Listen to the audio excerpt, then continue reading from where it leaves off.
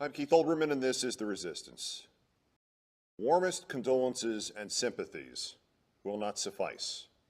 We need leadership in this country which will prevent, whatever their motive, the terrorists in this country from buying guns in this country and killing crowds of people in this country. Instead, the House of Representatives is to vote this week to relax restrictions on buying silencers for firearms, so it becomes more difficult to hear where the gunfire is coming from. Instead, we have Las Vegas, and per the website, the Gun Violence Archive, we have the 272nd mass shooting of 4 or more people in this country this year. The 272nd on the 274th day of the year. Instead, we have warmest condolences and sympathies. And we have the Second Amendment, which was designed to keep the federal government from taking away the right of each state to maintain its own militia, but which has now been transformed into an excuse for why madmen of whatever heritage or political purpose cannot be stopped from carrying at least 10 long rifles into a hotel room in Las Vegas and setting up a sniper's nest and killing people, and why a group that enables such massacres, the National Rifle Association, is not branded for what it is, a terrorist organization. The gun lobby's interpretation of the Second Amendment, wrote Richard Nixon's conservative Chief Justice of the United States, Warren Burger, is one of the greatest pieces of fraud, I repeat the word fraud, on the American people by special interest groups that I have ever seen in my lifetime. The real purpose of the Second Amendment was to ensure that state armies, the militia, would be maintained for the defense of the state. The very language of the Second Amendment refutes any argument that it was intended to guarantee every citizen an unfettered right to any kind of weapon he or she desires. The Second Amendment doesn't guarantee the right to have firearms at all.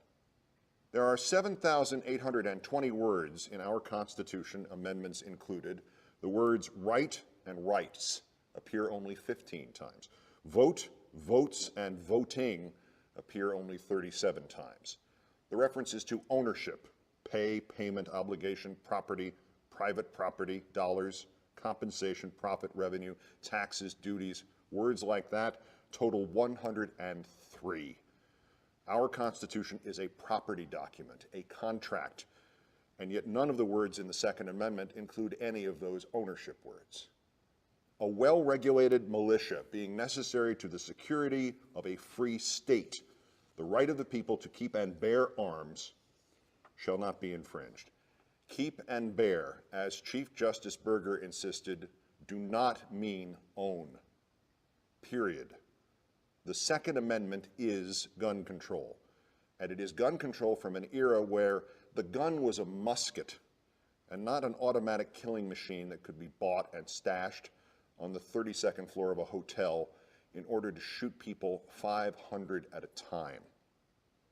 The authors of the Second Amendment did not address, could not conceive of such arms, such instant mechanized death, any more than they could have conceived of nuclear weapons. The Second Amendment does not give you the right to own those either. It is time to end the lies about the Second Amendment. It is time to end refusing to call mass murderers who do not have obvious political motives terrorists. It is time to end the National Rifle Association. And it is time to end the career of any political figure who made his way to the White House dog whistling to his Second Amendment people. We have had 44 past presidents. 4 have been assassinated with guns. Another was shot and wounded. So was another as he tried to regain his office. 7 more survived or just avoided significant assassination attempts, all with guns. That's 13 out of 44 presidents and guns, nearly 1/3 of them. Our American history is death